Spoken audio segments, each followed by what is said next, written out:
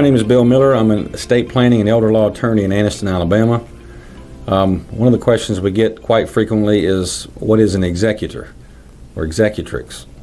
Well, if you have a will, then an executor is the person who takes the will when you pass away to the probate court and administers your estate. So the executor is the person you name, and if it's a male, it's executor. If it's female, it's an executrix. But anyway, they would, when you pass away, they would take your will down to the probate court and request what we call letters testamentary, which are authority issued by the court to your executor to then go and administer the affairs of your estate.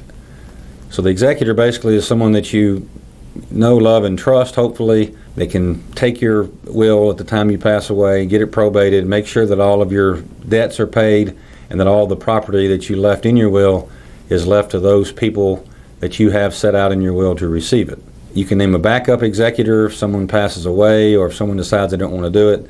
We would encourage you inside your will to name a backup executor in that case.